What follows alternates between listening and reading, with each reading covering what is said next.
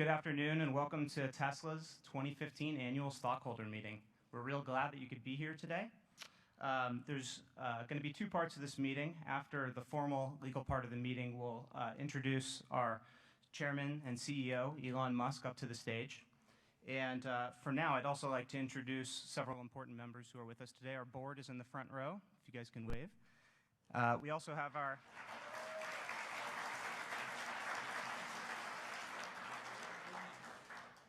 CFO, Deepak Ahuja, here today.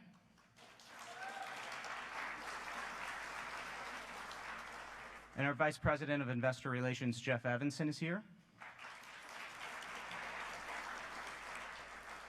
I think I saw our CTO, JB Straubel, around as well. You might see him. We also have from our independent auditors, PricewaterhouseCoopers, we have Larry Westall and Nino Sarkis here. We can now get started.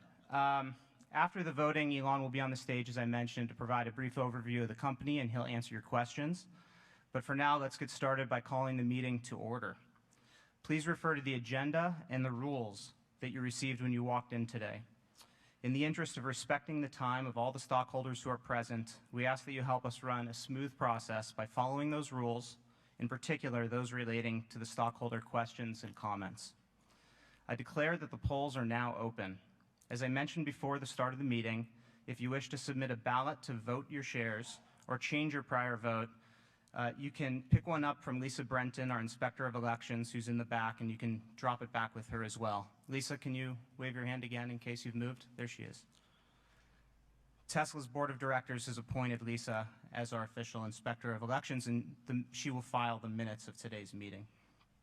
Computershare has certified that starting on April 22, 2015, the proxy materials or a notice of internet availability of the proxy materials were mailed or provided to all stockholders of record as of April 15, 2015. Copies of these proxy materials and related certificates will be attached to the minutes of the meeting today. We have a majority of the outstanding shares represented at the meeting, so I declare that there is a quorum present and that we may proceed with the business of the meeting. We're conducting the meeting in accordance with Tesla's bylaws. The items on the agenda are as follows. Number 1, to elect 2 Class II directors, Antonio Gracias and Kimball Musk, to serve for a term of 3 years or until their respective successors are duly elected and qualified. Number 2, to ratify the appointment of PricewaterhouseCoopers as Tesla's independent registered public accounting firm for the fiscal year ending December 31, 2015. Tesla's board has recommended that our stockholders vote for each of the director nominees and for the ratification of the appointment of our accounting firm. Finally, we've received 2 stockholder proposals as described in our proxy statement. Our board has recommended that our stockholder vote against each of these proposals. The first stockholder proposal is proposed by Mr. Mark Peters, who's here today. And Mr. Peters, please, if you'd like to go to the microphone and present your proposal.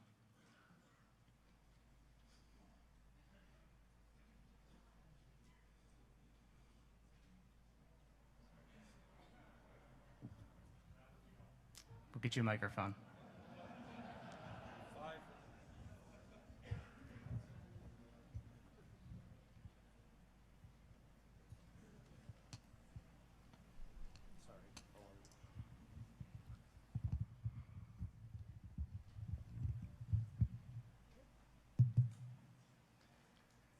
Fellow shareholders, board members, and Mr. Musk, thank you for your time. Despite tremendous odds, Tesla has created a brand that is changing the course of history, and as both shareholders and owners, we are very, very pleased. We have logged many thousands of miles in our Model S's and have yet another one on order. Our planet faces unprecedented risks due to the dumping of greenhouse gases in our atmosphere and oceans. Mr. Musk has accurately called this the dumbest experiment ever, and we concur 100%. We feel it's morally irresponsible to be running a planetary scale experiment on our one and only planet.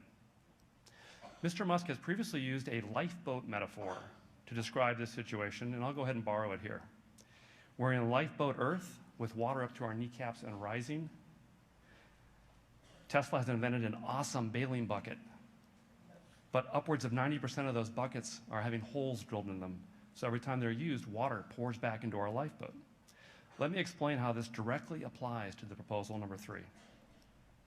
I suspect that the vast majority of our customers and even our shareholders have no idea the greatest source of greenhouse gases is actually animal agriculture, producing more greenhouse gases than all of transportation combined, as the UN reported back in 2006. Bill Gates noted a more recent analysis in 2013, estimating that livestock produces nearly 51% of the world's greenhouse gases. 51%. Tesla exists to create sustainable transport, and which is why this is inconsistent to offer leather. Tesla does not offer a leather equivalent or a faux leather interior. And it goes even further by blocking a half dozen must-have options if one does not order leather, thus effectively forcing our customers into the non-environmentally friendly interior. Exacerbating this logic conflict is the fact that competing luxury brands have been using environmentally friendly, leather-like materials for years, all to rave reviews by the nonprofit Consumer Reports, as all listed in Proposition 3. Tesla is an intelligent, data-driven company.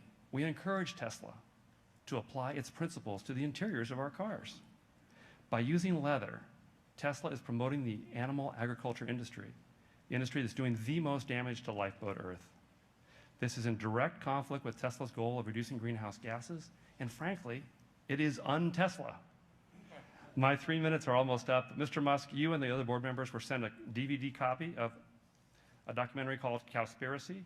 It has over 20 pages of source links over on cowspiracy.com/facts. 20 pages.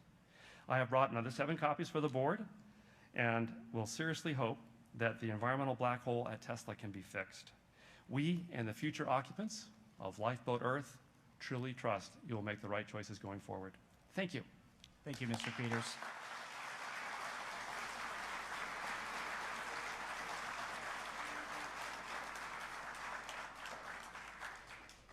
Thank you, Mr. Peters. The other shareholder proposal that we have today will be presented by Elizabeth Farrell Peters. You now have 3 minutes as well if you want to step to the microphone. Thank you.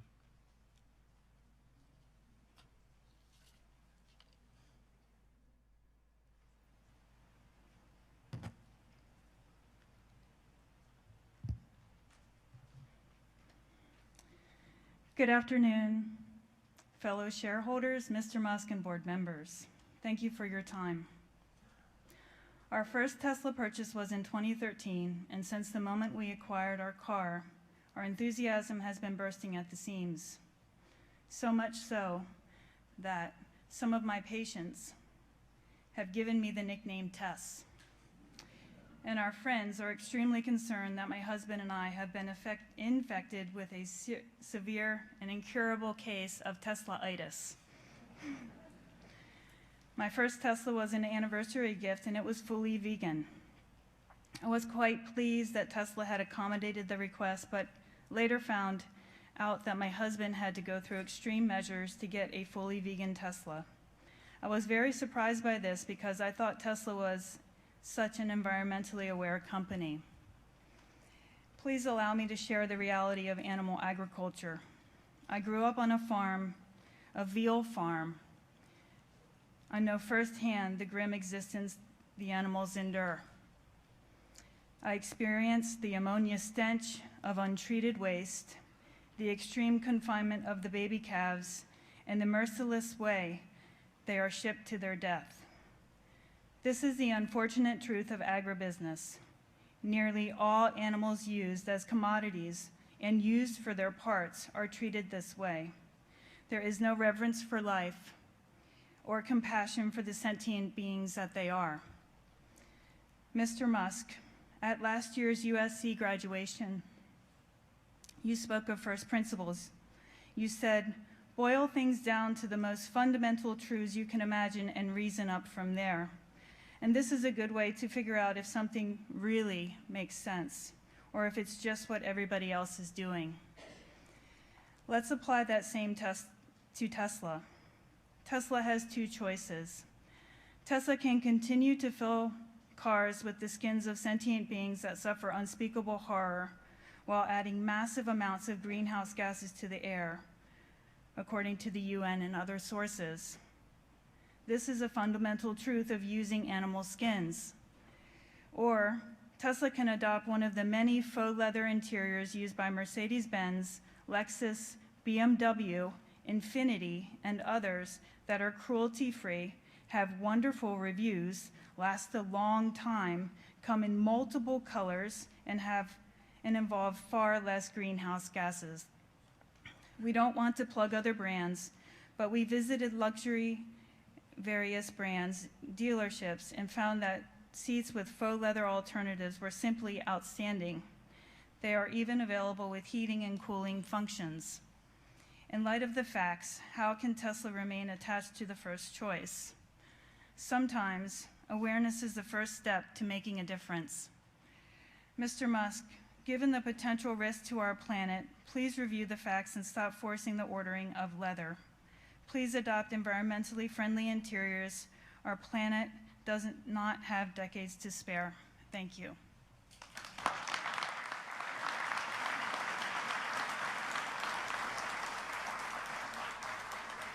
Thank you, Ms. Peters. As a reminder, the board has prepared its position in response to each of those proposals, and those are set forth in the proxy in a joint statement. As we wrap up, are there any proxies that need to be submitted? Lisa Brenton, again, is in the corner. If anyone wants to raise their hand, if they need someone to pick it up, this would be the time to do it.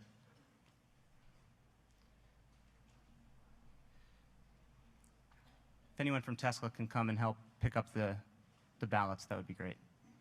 Thank you.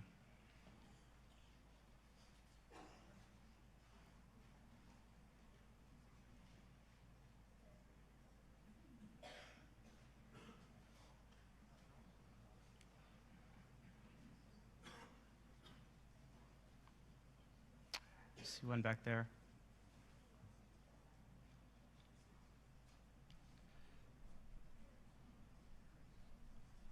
Anyone else? Okay. Well, with that, I declare that we've got one more over here. So with that one exception, I declare that the polls are now closed. Tesla will formally announce the results of the voting by filing a current report on Form 8K with the Securities and Exchange Commission within 4 business days of today's meeting. That concludes the official business of today's meeting. I now welcome you to stay for Elon's presentation. We will also leave time at the end for questions and answers with Elon. During the course of Elon's presentation, he may discuss our business outlook and make other forward-looking statements. Such statements are predictions based on our current expectations.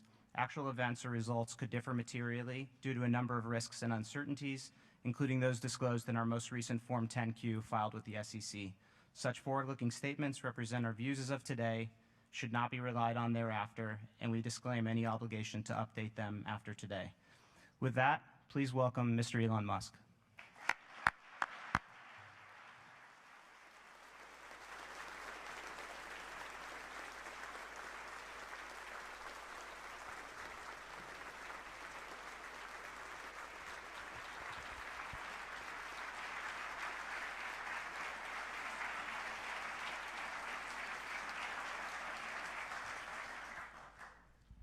All right, welcome everyone to the annual shareholders meeting. So I think we've got a great year to recap for you, and then we'll talk a little bit about the upcoming year, and then there's some product-related announcements to be made, which I think you'll be pretty excited about. All right, so you may be familiar with this car. Let's move to the next slide. Is that a clicker? Okay. Thanks. Etc.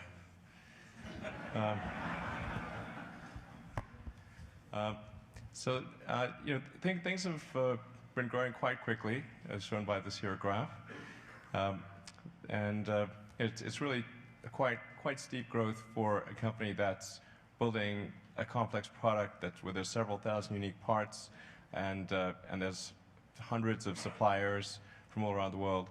So it's quite tricky to sort of to grow at that pace, but we've been able to grow at, I think, a pretty decent pace for a car company. It's like really unprecedented for a car company to grow to have this level of percentage growth. We're going to try to maintain it for as long as possible, but it seems, as I've said before, it seems likely that we'll be able to maintain a roughly 50% average growth rate per year for several years to come. Now, it wouldn't necessarily be 50% every year, but 50%, I think, on average is actually, I think, quite an achievable target.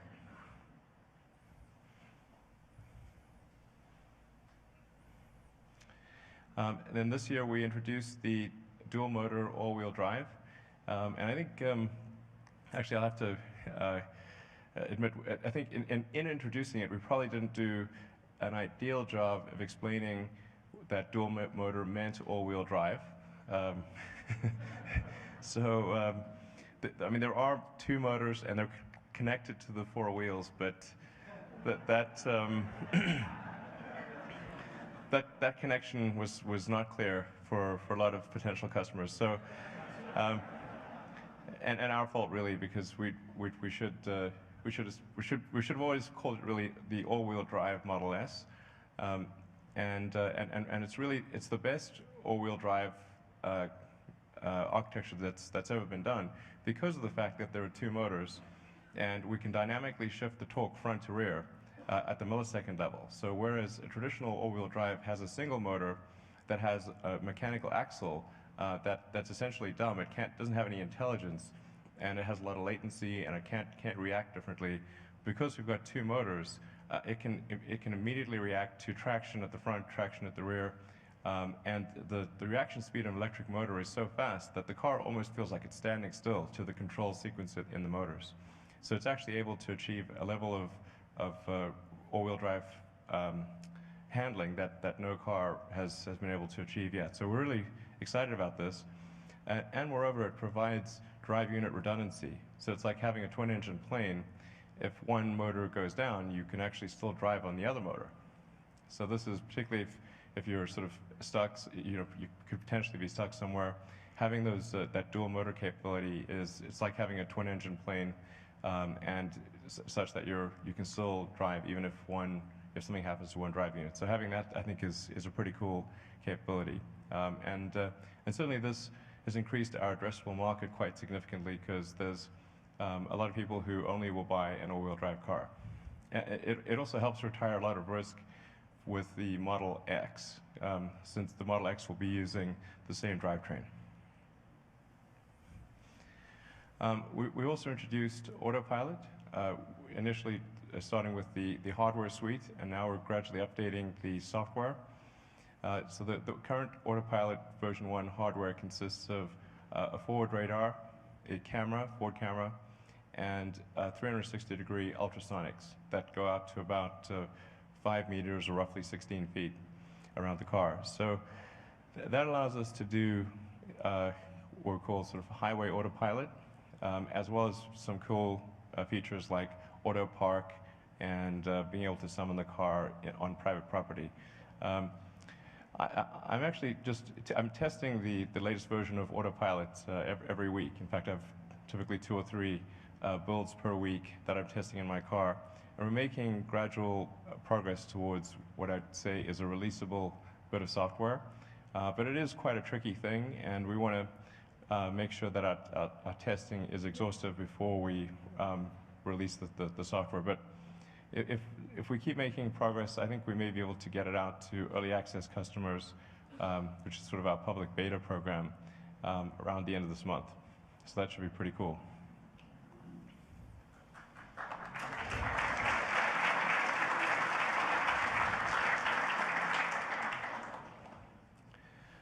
We also introduced the dual motor 70 kilowatt hour car, and the goal here was to provide an all-in package that offered great value for money. So all-inclusive was all-wheel drive, supercharging, autopilot apart from the convenience features, but navigation and so forth. And it was intended to provide a package that even if you bought the base car with no options, you would still have a great product. That was the goal with the 70D. And that's been very well received by customers, and we're seeing sort of upwards of a third of customers choose the 70D. So this is sort of interesting in terms of looking at the North American market share of high-end premium sedans. We're actually the #1 seller. So we're, yeah.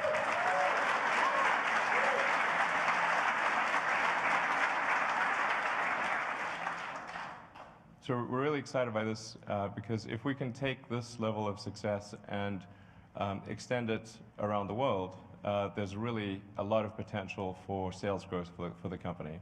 And I think even in North America, while we are strong on the West Coast and in the South, we are not that strong in the Northeast. So there's really a lot of potential in the US Northeast and within Canada broadly.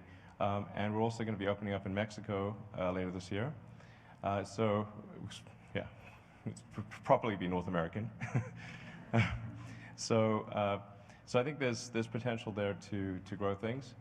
And yeah, so this is, I think, a good indication.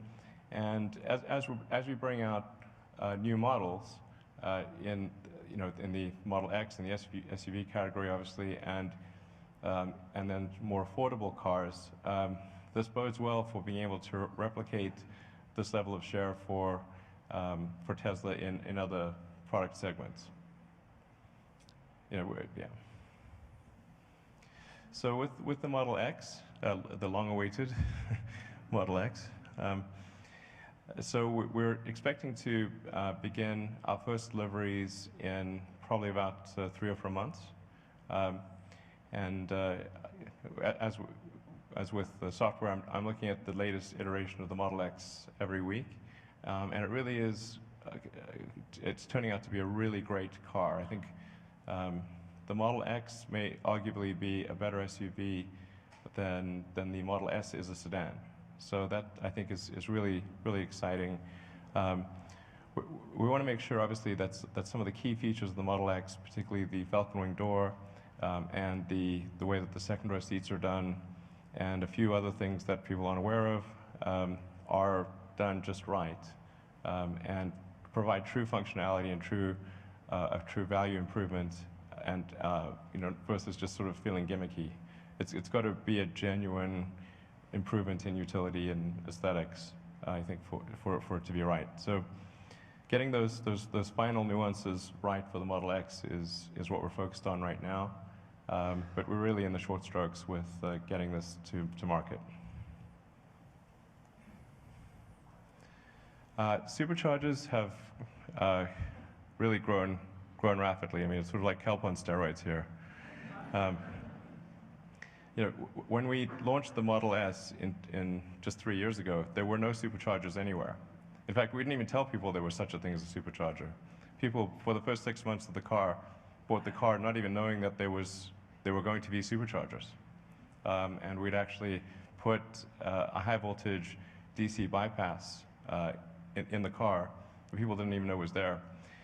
So we opened the first superchargers, I think, early in 2013. So it's only been like 2 years. And now you can travel almost anywhere in the US using the supercharger network. And then going to sort of next year. That's next year. So it's a lot.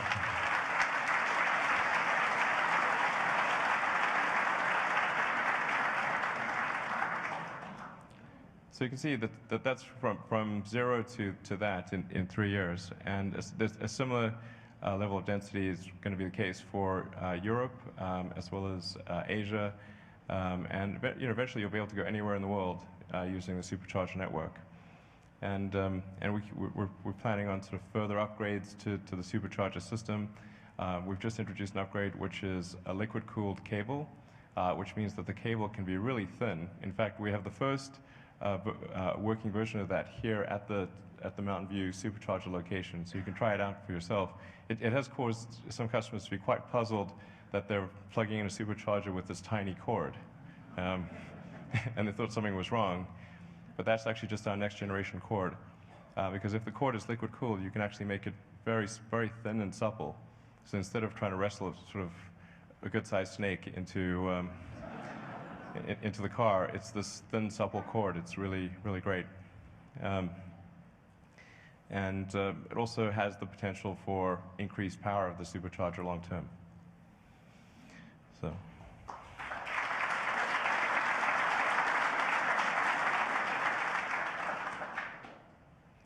And then recently we announced the official creation of Tesla Energy with the Powerwall and Powerpack, and being available in two sort of configurations, one as kind of a backup UPS capability, and then the other as a daily cycler. There was a bit of confusion in the press because they would conflate sometimes the backup functionality, the UPS functionality, with the daily cycler functionality. But then they're really two different things. The daily cycler is sort of more about economics or getting off the grid completely, whereas the backup UPS is just there to ensure that your house has power if there's ever a power outage. And we did get, obviously, a fair bit of feedback on the Powerwall. A lot of it was positive, and some of it was not so positive. But we actually took some of the negative feedback to heart, and I'm very happy to announce that we've dramatically increased the power capability of the Powerwall. So it's actually going to go from having a 2 kilowatt steady, 3.3 kilowatt peak to a 7 kilowatt power, 5 kilowatt steady. Price is unchanged.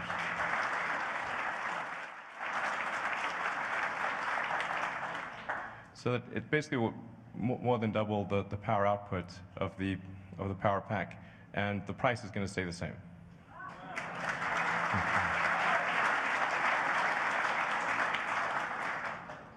We're also prioritizing delivery of the Powerwall to people that have a solar installation. Doesn't need to be Solar City, any solar installation that's compatible. So Solar City is, of course, preferred. If you like the best.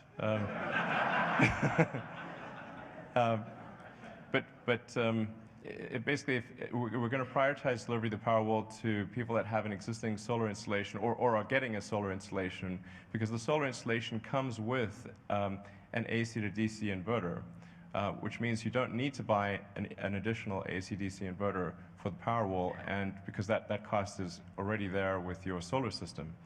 And we're also going to be prioritizing delivery of the Powerwall to partners that minimize the cost to the end user.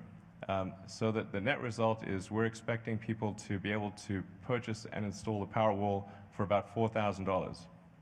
So, yeah.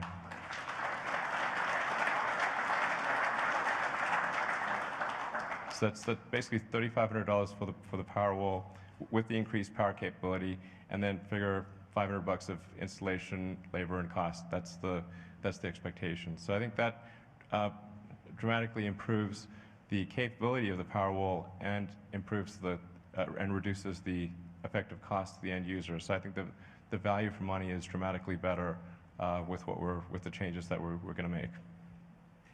So.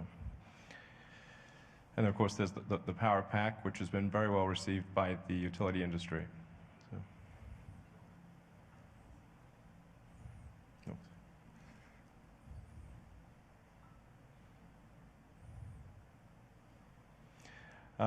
We opened up a new castings and machining center in Lathrop, which is basically near Stockton.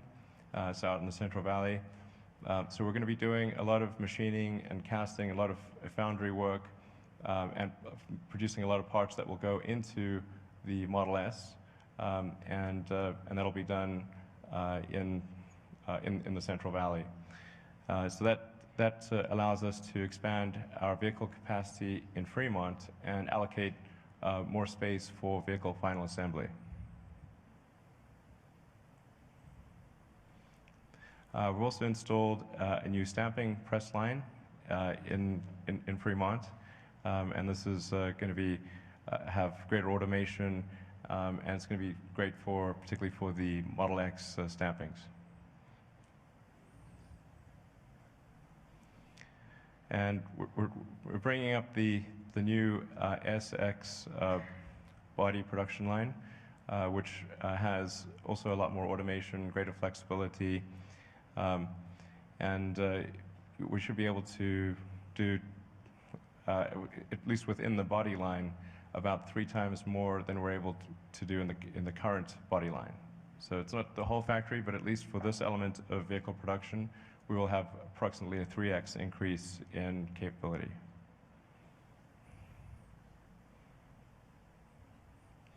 We also have a new paint center. This is quite a huge sort of capital cost for us. And the new paint center is actually set up to be able to do 10,000 cars a week. So this paint center is intended to be able to match the production level that includes the Model 3.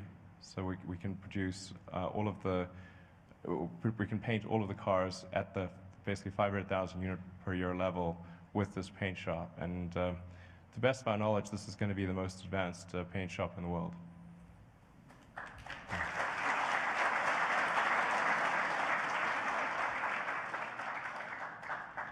And then the Gigafactory, we're making good progress with the Gigafactory.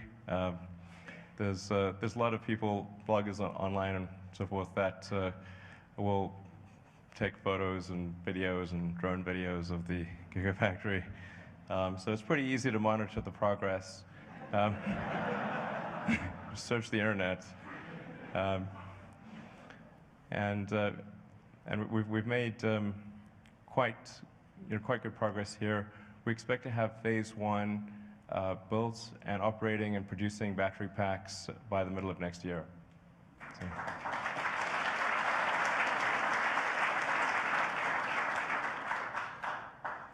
All right, with that, I think it's been a really great year. I'm very proud of the Tesla team for everything that they've accomplished. And there's often a lot of attention on me, but really, it's a huge team effort. So I just want to say I'm incredibly proud of the Tesla team for everything they've accomplished over this period of time. And there's one final thing I wanted to announce is that our CFO, Deepak Ahuja. Deepak, are you right here? Would you mind coming up?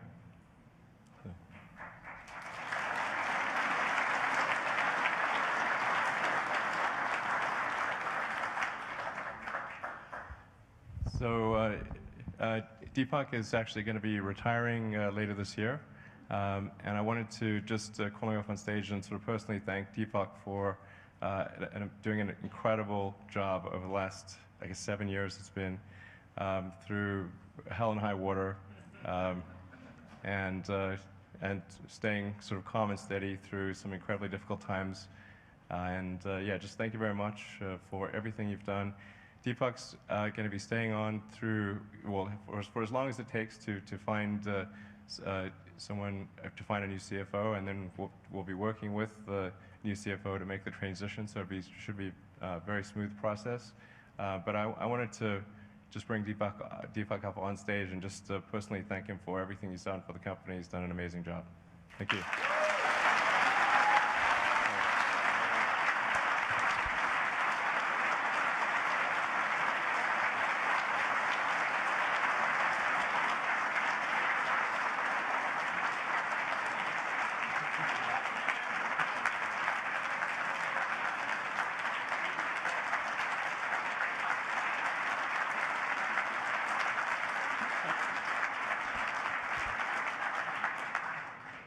Boy, this makes it even more emotional. Firstly, Elon, thank you very much. It's been an honor working for you. I have discovered more potential in myself than I could have imagined. And the credit goes to you for that. It's been quite a remarkable journey for me of self-discovery, as well as a very fast roller coaster ride, probably akin to what we would experience in the Hyperloop when that comes to reality. So as you can imagine, making that decision to leave Tesla has been really hard for me. It's akin to letting go of your own baby, is how I look at it, because I've been in Tesla since 2008 when we started with a lot of passion, a lot of a vision to go change the world, but limited resources, and we had to fight the battles to get there.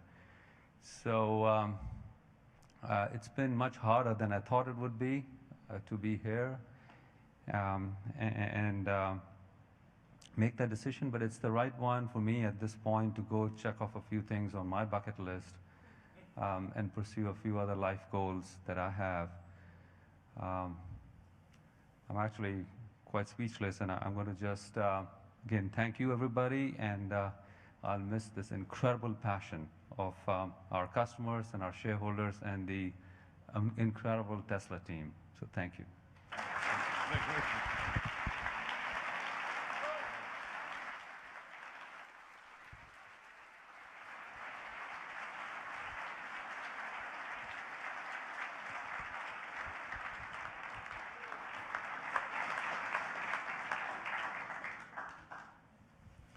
All right, thanks again, Deepak. And with that, let's open it up to questions. Okay, if we could have people queue up behind the microphones. We'll take your questions in the order that they come. We'll alternate between sides of the room, and obviously remember the rules that our general counsel mentioned at the beginning of the meeting.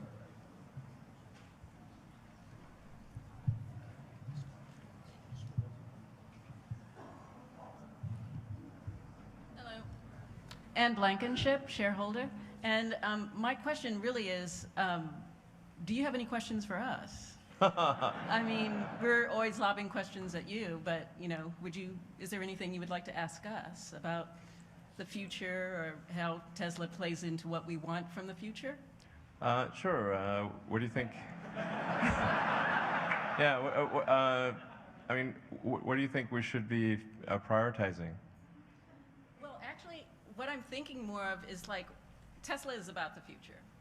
And I think it's about what we want from the future. And like what we were talking about today with the vegan interiors, I think that really resonated with me. And it shows what people want from the future. I guess they want a company that is like really focused on looking ahead, like not just the car, but looking at the future of the future. And I think that's what Tesla shareholders are. That's what our mindset is. And so, I just want some feedback from you, essentially just like brain candy. Like when we leave here today, what would you like us to think about in terms of the future? Sure. Well, I mean, our goal at Tesla is pretty straightforward. It's really to accelerate the advent of sustainable energy and particularly sustainable transport.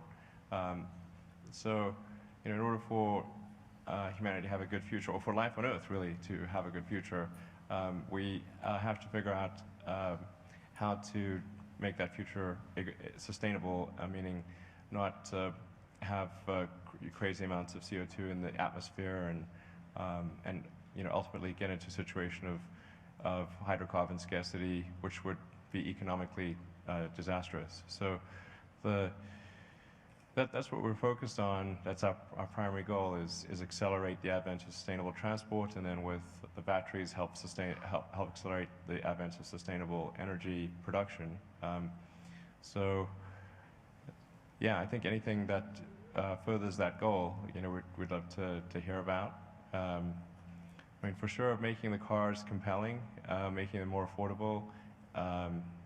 Same thing with the energy storage products. Those are key things. So if there's ways for us to make the car better or the batteries better, we would love to hear about those. Hello, Mr. Musk. During the Tesla energy announcement, you indicated that the Gigafactory would be like a product and that you would continue to improve on it and open up the designs.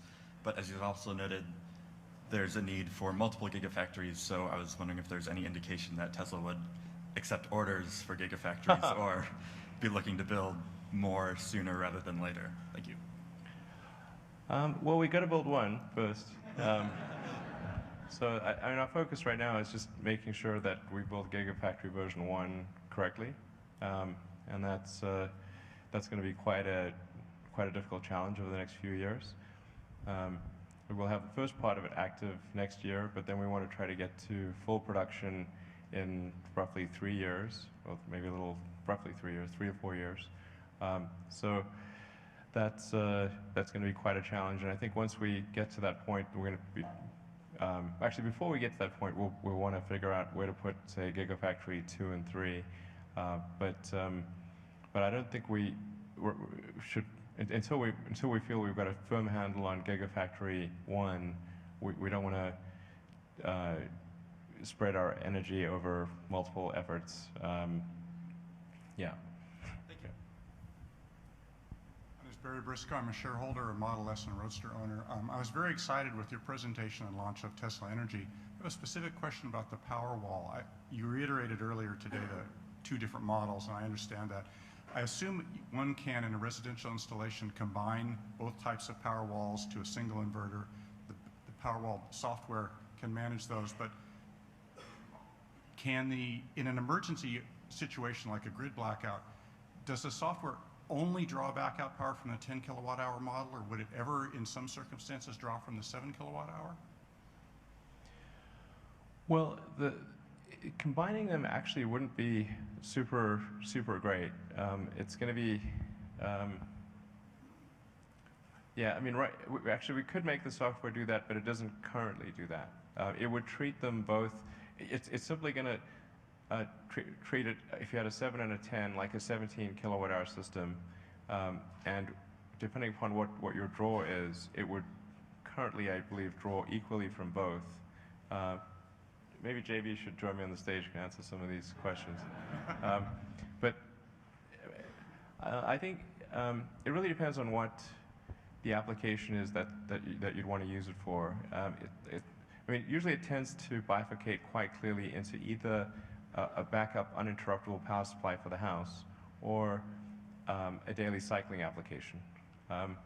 In the US, the daily cycling application is going to be fairly limited because the time of day charges are usually not substantially different. I mean, there are in a few places, but in most places in the US, people are charged something either a flat rate or something very close to a flat rate. So it's in terms of economics, it's going to make more sense to. Yeah, there you go. Hey, you want to come on stage? Sure. So anyway, so like in terms of economics, it's going to make more sense to. Well, actually, basically, it's in most parts of the U.S. It doesn't make what Solar City said, which was misinterpreted in the press, was in most parts of the U.S. it doesn't make economic sense, like purely economic sense, to have a battery pack, because in most places in the U.S. you can't arbitrage your time of day use. Now, in many other countries you can. So in places like, say, Germany or Australia, the daily cycler pack does make great economic sense. It's like an awesome thing, even if you couldn't care less about renewable energy. In the US, you'd really have to care a lot about renewable energy. Well, not a lot, but you'd have to care about it more than economics in order to do the daily cycler thing. Then separately, there's the uninterruptible power supply application, which, again, was probably not a huge number of households that want that, but it is nice to know that if there's a big storm or earthquake or hurricane, that you will have power. And that's the application. So that's really one would be paying to have that capability. And then with the increased power capability of the Powerwall that I just talked about, you should be able to, with a single 10 kilowatt hour pack, with a peak power capability of 7 kilowatts, be able to put everything in your house except air conditioning on that circuit. And then if you want to put air conditioning as well, you can have 2 of them, because it would typically be about 14, 15 kilowatts inclusive of air conditioning draw. And you can stack even more if you want. Maybe one thing also I think that gets forgotten is that the backup battery can also cycle quite a lot. it can cycle once a week for True. 10 years. So the cycling difference between the two is maybe a 4 or 5 to 1 difference, but people should never be afraid to actually use the backup version kind of in a hybrid application where you could be still cycling it quite often, thousands of times. And also, with the backup pack or the cycling pack, I mean, it legitimately lets you use more of the solar energy that you generate at your house. Instead of exporting it to the grid, selling it essentially to the utility, and then having to buy it back, you're legitimately storing your own energy and then using your own solar energy for your loads. Yeah, I mean, to be sort of precise, I mean, the so-called sort of low cycle thing would be like roughly 1,200 cycles, and the high cycle would be 5,000 cycles. So at 5,000 cycles, if you do a daily cycle, that's about 15 years. But even the 1,200 one, that's it's 1/4. So you could do it. You could conceivably do a daily cycle for maybe 3 or 4 years, even with that. Okay, thank you very much. All right, so that may be like an overly comprehensive answer, but actually, it's probably worth also elaborating on the power pack, which we expect most of our activity to be with the power pack, not the power walls. So it's probably 80%, maybe more than that, of our total energy sales likely to be at the power pack level to utilities and to large industrial customers. And that's where the economics are very compelling, because there's an important difference between price and cost. The cost to the utilities of between day and night is quite substantial, because the power usage is often sort of a 2 to 1, at least if not greater than 2 to 1, sometimes substantially greater than 2 to 1, between peak day usage and trough night usage. So there's no question that at the utility side, their cost of power generation has a big difference between day and night. That's a separate question from whether they are pricing that as such to the consumer. And since the cost is fundamentally there between day and night, for utilities, it's quite compelling to use the power pack. And they can look at it from a levelized cost of energy standpoint and say, well, they could either sort of upgrade an existing power plant, or they could get a new power plant, or they could get a battery pack. And they can look at it in a really simple way like that. And the potential is enormous. In fact, I mean, even if renewables were not part of the picture, the power pack is independent of renewables, you can actually take probably somewhere close to half of all the power plants in the world and turn them off if you had batteries. So I'm not sure this is sort of well appreciated. Yeah, and the whole distribution system, all the wires, all the transformers, all the substations, don't run anywhere near full utilization. So, as you kind of optimize that whole system, you can get much more value, the utilities can get much more value out of the entire grid without having to build more wires or buy more transformers. They can just levelize the load across the whole system. And that all happens, somewhat separately from renewable energy, and it can happen in different locations. Exactly. And there's another key advantage of lithium ion is that it's very compact. So it's in a very tight package, as compared to some of the other battery solutions, which, although they have a theoretically low cost per kilowatt hour, although it's a theoretically low because they're actually quite high, but they're bulky. And being bulky is really difficult, because if you're a utility and you want to put and you want to add battery buffering to the grid, and you can with the Tesla solution, you can put that at the substation level. So you can take our power packs, and they're compact enough to fit in an existing substation. This is a very big deal, because it means that they do not have to create a new substation or expand the existing substation. Because in most neighborhoods, in order for them to do that, they would have to buy someone's house and level it, and put in a new substation, and then the neighbors do not like that. So it's big pain in the butt factor. Whereas if you can put the batteries in the existing substation, it's very easy, and it's a turnkey solution. And even big corporate customers, they like plug and play. Like if it's a low headache, super easy, order it, install it, it just works. They love it just as much as consumers do. Elon, as you probably hear every day, thank you so much for all the amazing things you have done and are doing. My name is Salim. I live in Albuquerque, New Mexico. If I may respectfully submit a plea that when the time comes for you to think of installing a second gigafactory, Sure. Sure. as opposed to the states you are considering as candidates, you could become part of the hearts and history of New Mexico also. Sure. Well, we had certainly Albuquerque was one of the finalists, so that would be a strong contender. You know, some of the other states, they have lots of things going for them. For New Mexico, if you did this, you could be what Microsoft and Boeing did, so I hope you will consider that. We'll definitely consider it. Thank you. Thank you for letting me speak. Of course, absolutely. My name is Hayden Sonad. I'm a shareholder, and I'm finishing up 10th grade tomorrow down in LA.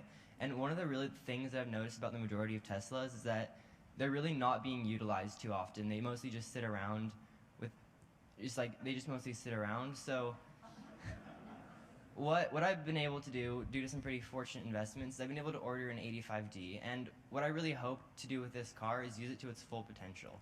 And I'm going to be doing this by, I'm going to be creating a constant loop of this car with constant people filled in it, and it's going to be going between Culver City and Las Vegas. And I call this a test loop. And okay.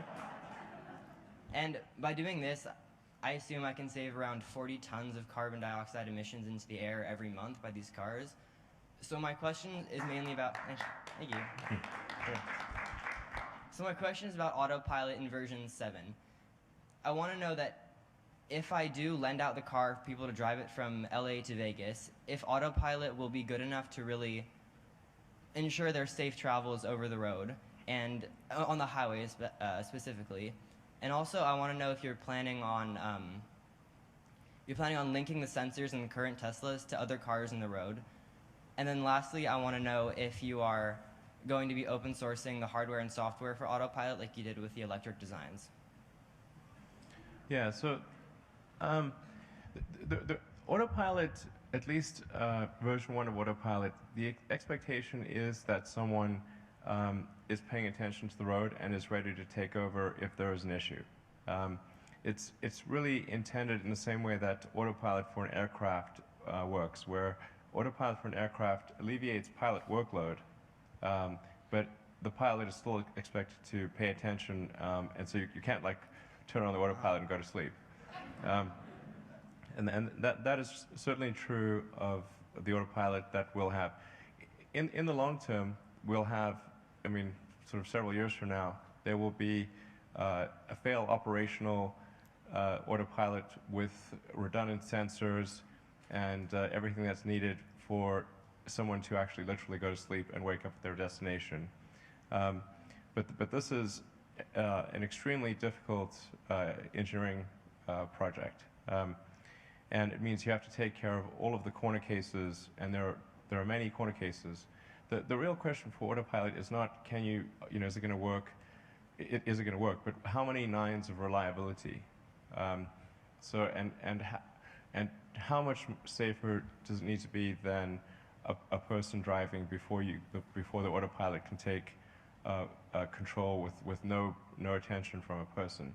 So I mean, I think probably we'd want autopilot to be at least statistically 10 times safer than a person before we would suggest that someone simply turn on autopilot and wake up at their destination. So autopilot version 1 is really intended as a load alleviation for the driver, and you know, something that sort of just makes it easier to drive, but not one where you can not pay attention. And then as far as vehicle-to-vehicle communication, there is a little bit of that will be done in terms of figuring out, say, traffic data, like traffic speed data, so we can do better navigation over time. So we can say, okay, how fast are Model S's going on this road? And that gives us the ability to give better navigation to users. But it's hard to imagine much more than that because there's such a small number of Model S's on the road, and the vast majority of other cars are not Model S's. So you'd only be communicating so much sporadically. Yeah. So, and did you have a? It was just, are you going to be open sourcing the autopilot software and hardware? In general, we don't open source our software because, you know, we're a little hesitant about potential vulnerability exploits. So we use an open source operating system. So everything sort of runs on Linux. But you know, we don't open source the application code. So. Okay. Also, you mentioned something about a beta for the autopilot. How does someone get in to become a beta tester for autopilot? You have to be on the early access program. Okay. So All right. Thank you. All right. Yeah. Thank you, Mr. Musk. My name is Awele Ndili. I'm a shareholder. I'm an owner as well of a Model S. First of all, on behalf of the Bay Area Model S owners, I want to say a big thank you for the Mountain View Supercharger that just opened this afternoon. Yeah. My question specifically has to do with the auto steer portion of the autopilot. I think it's the most anticipated aspect of version 1.0. Could you shed a little bit of light on the timeline for that? Are you getting some resistance from the government? Is there some hurdles, or is it something that is coming for sure? And approximately when? Yeah, I'm actually testing several builds of the auto steer functionality every week. Yeah, okay. And so there's, so we make sort of improvements. Most weeks it gets better. Some weeks it gets worse. And it's a bit tricky because when you do I mean, this is a very difficult thing to take over steering, and we have to also consider, like, well, what happens if there's a hardware problem? You know, some hardware system fails in the vehicle, or there's a CAN bus communication error, or, you know, there's just the debugging of a huge range of issues is very difficult. And we currently only have a forward camera and a forward radar and the ultrasonics. So there's a limited amount of redundancy on the sensor front. So I mean, for forward collision, we have the radar and the camera to provide some level of redundancy, and the ultrasonics, but there's only one computer. In fact, there's a whole bunch of computers in series that are doing this. So if any one of those computers fails, then the auto steer functionality would fail. But you know, that being said, I mean, I'm cautiously optimistic that we'll have auto steer functionality out to early access customers by the end of this month. Oh, fantastic. Yeah. That's wonderful. Yeah. And there's no issue with the government that we have to worry about? There's no issue with the government. Awesome. Because importantly, this is not an abdication of responsibility for steering. Yeah. It is simply meant as a driver assistance feature. Yeah. So like I said, it's a lot like autopilot for aircraft, where a pilot still has responsibility for flying the plane, but being able to engage autopilot just reduces the pilot's workload substantially. Yeah. Well, thank you very much. That's excellent news. Thank you. Elon, we're at about the 3 o'clock mark, so we'll let you decide how many more questions you want to take, but just wanted to give you that time advisory. All right, I'll probably take another maybe 4 questions or so. Yeah, thanks. Great. Hi, Elon. My name is Stephanie Downs, and I'm with People for the Ethical Treatment of Animals. We're a shareholder of Tesla's. And I have a question concerning your use of leather in your car interiors. As an innovator, Tesla has changed the public's perception of electric cars, and you've shown the industry that sustainable technology can be cool. We've heard a lot today about the environmental destruction of animal agriculture, so I'm not going to mention any rest of that. other than I'd like to mention that regardless of anyone's dietary choices, in the actual production of leather, which requires that cow skin has to be converted into a material that will not rot, it has to be treated with massive amounts of toxic chemicals, including formaldehyde, cyanide, and coal tar derivatives. So the same as not all electric cars are created equal, neither are all synthetic materials. And there are wonderful vegan, environmentally friendly leathers that are currently being produced, some of which are even made from recycled bottles. So Okay. what I'd like to ask from you is these materials are available, and if we can connect Tesla with organizations that are producing these materials that are vegan, environmentally friendly, cost effective, would you at least consider them? Yeah, absolutely. If you can give the contact information to Jeff, who's Okay. right there, then we'll look into it. Yeah. Thank you very much. All right.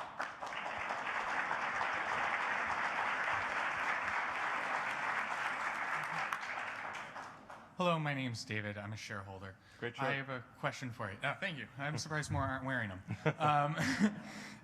My question for you is, I'm a nurse. I don't get snow days, and I live in the northern upper part of the United States. The Model 3 is more in my budget. The Model 3 specifically, but future cars, are they going to be mostly or all of them dual motor? I think for the Model 3, the standard, the base version of the Model 3 would be single motor, but it would still have very good traction control. Like, in fact, even before we were shipping the dual motor, our highest sales per capita in the world, just when all we had was a rear motor, were in Norway, and our single, the person who as an individual who bought the most number of Model S's, or most number of Teslas, because he bought a bunch of Roadsters before that, lives in Narvik, which is above the Arctic Circle. So it's real important to emphasize that even a rear-wheel drive Tesla, as long as it has the right tires, it has amazing traction on snow and ice. But I think in order to keep the car as affordable as possible, the standard version of the car would have a single motor, but we would offer a dual motor as an option. Okay, excellent. Thank you. All right. Hi, my name is Bob Wiener. I'm a Tesla stockholder, also a Solar City stockholder, and going for the trifecta. My question, I hope it's not, I hope it's not inappropriate, but I'm curious if you have any thoughts about when you would take SpaceX public, particularly after you retrieve your rocket successfully on the next try, I hope. Sure. Well, because SpaceX's goals are very long-term, certainly longer term than say the stock market typically. It's like the feedback cycle in the stock market tends to be quarterly, and like maybe they can handle a few years max. But if you're talking about something really long term, like trying to build a city on Mars, and then you end up sacrificing profitability for a really long time in order to get there and build the technology necessary to do so, I think it would be not super loved by the public markets. What I expect with SpaceX is that we'll probably go public once we have regular flights to Mars.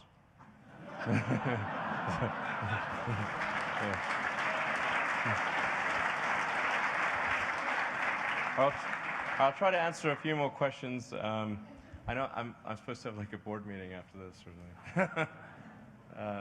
So we'll go to 3:15, if you guys don't mind. All right. Hi, Satoshi Musa from LA. My question is on the Gigafactory. You said by 2020 that you're going to have more or less 500 units produced, but that was before you announced the Powerwall and Powerpack. Is that included in your calculation? Because you're already supply constraint with the demand. So right. Even with the Model 3, I think that'll create bigger demand. Have you calculated that, or is it lower demand in the power packs? Or? Yeah, the Gigafactory is as currently designed, is intended to produce about 50 gigawatt hours at the pack level and about 35 gigawatt hours at the cell level. So we'll be pulling in cells from other parts of the world as well. That should allow for 500,000 cars to be produced per year, plus have 15 gigawatt hours left over for stationary. the way it's looking, demand for stationary is higher than expected.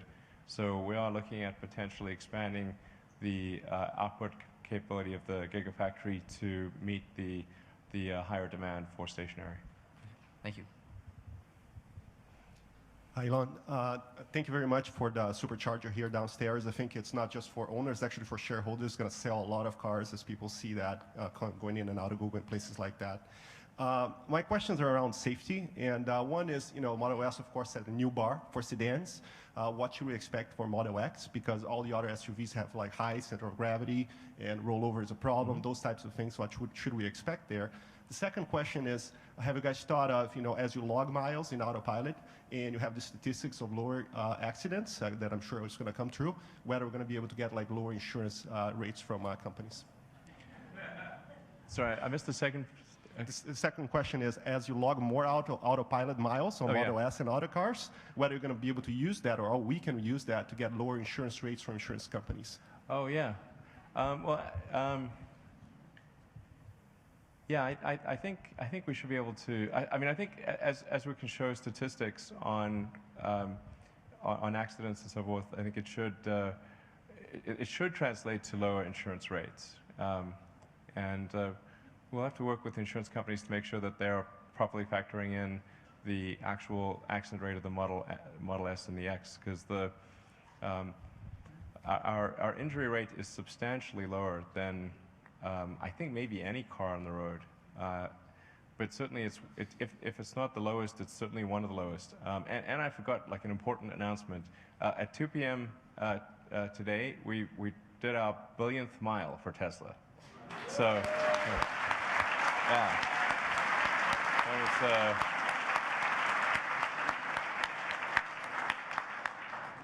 And how's Model X looking in terms of safety?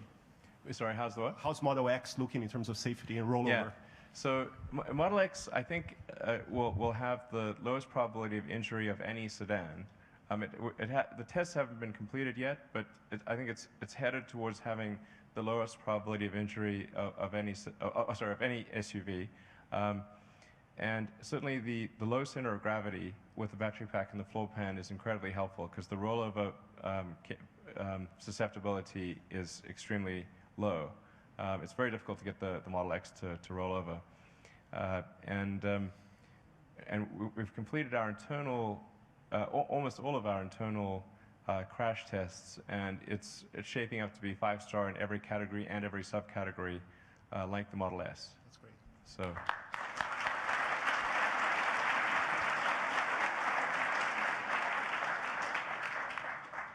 So it's, yeah, in fact, I think probably safety is not something we emphasize enough about the Model S and the X, because a lot of people, they'll hear 5-star and they'll think, oh, okay, well, aren't like most cars 5-star? Well, that's actually not the case. Only about 1% of cars are 5-star in every category and subcategory. So like if you see 5-star, most of the time they sort of rounded up their GPA there.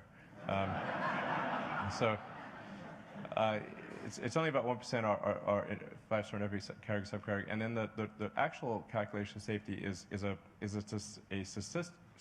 statistical figure, which you can access on the DOT website, but is not something that they like to promote, but it's there. At least last time I checked, the Model S actually had the lowest probability of injury of any car ever tested.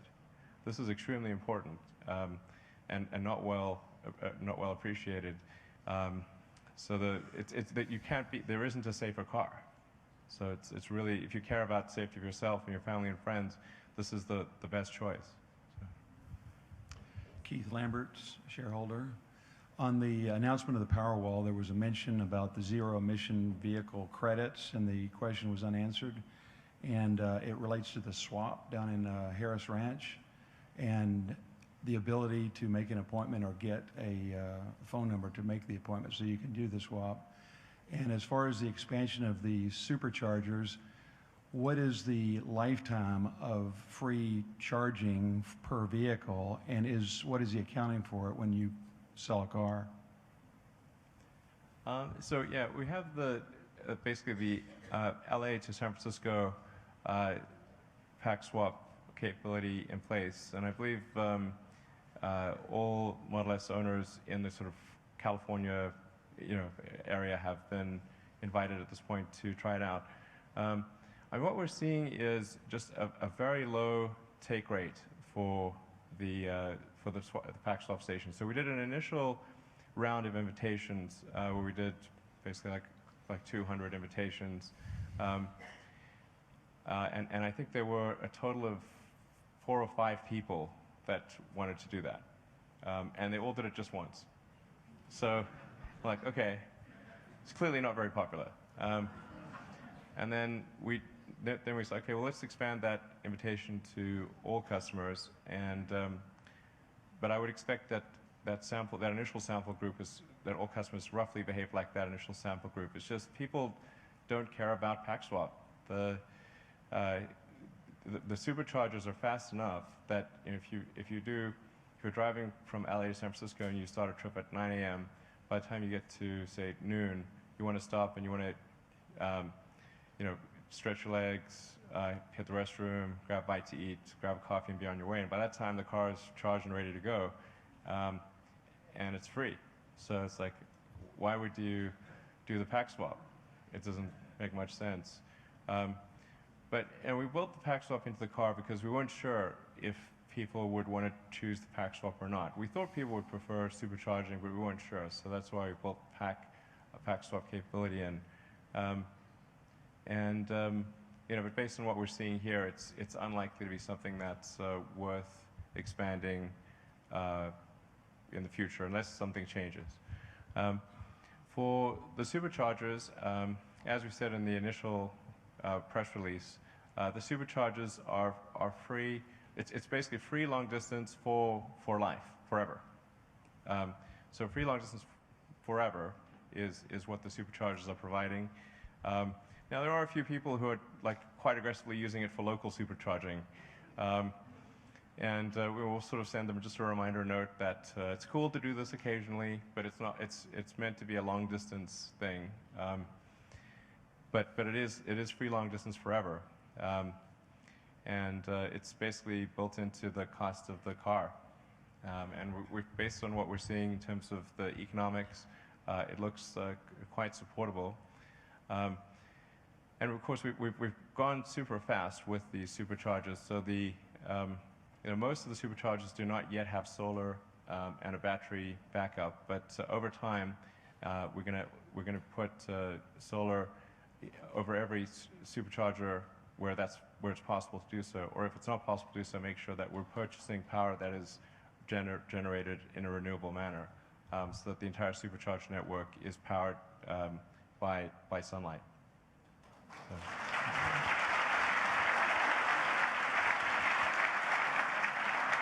Hi, my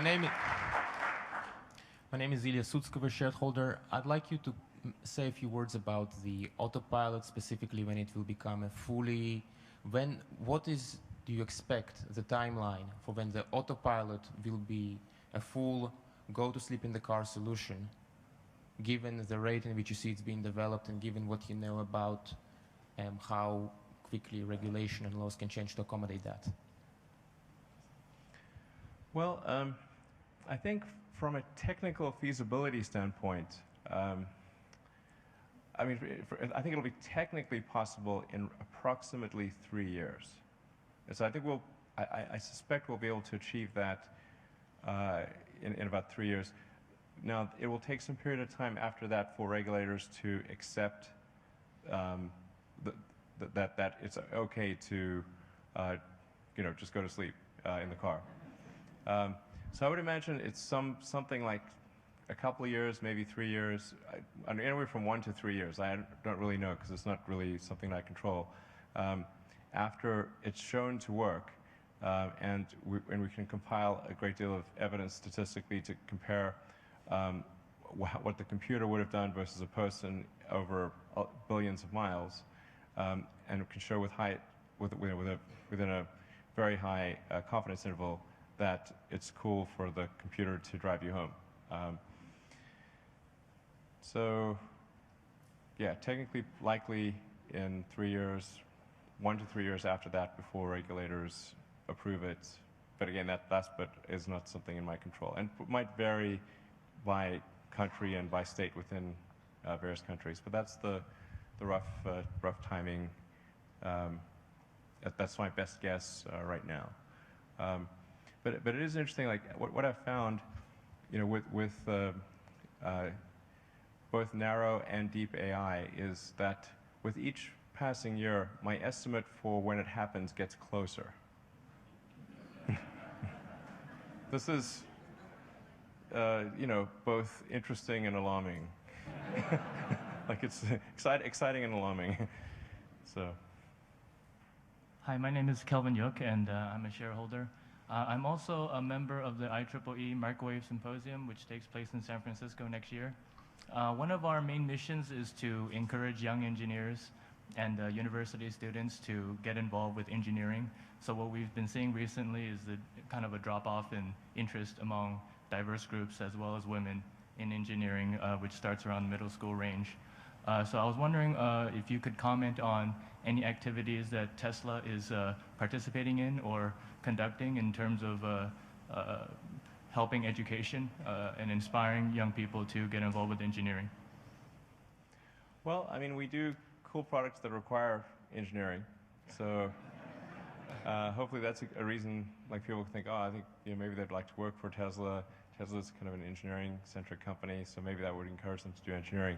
But I mean, it is super important that Tesla stay focused on the goal of accelerating the advent of sustainable transport and sustainable energy.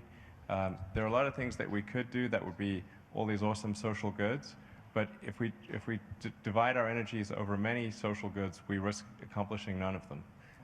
So we've got to stay focused on this fundamental good that we're trying to achieve as the primary thing. And then, once we sort of are over the hump, in particular, once we have like a mass market, affordable electric car that's great, then I think we can start to try to do other things. But we really need to stay focused on that goal for now.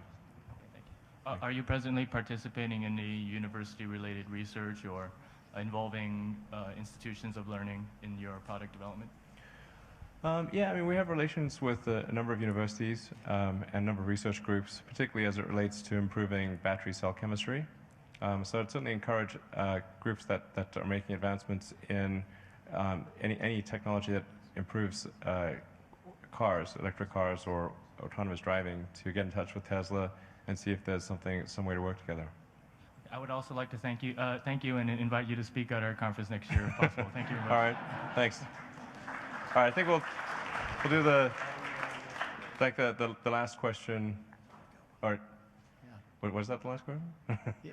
You've gone well over the time you had planned Okay. on, so you're late for your next meeting. All right, sounds good. Thank you, everyone.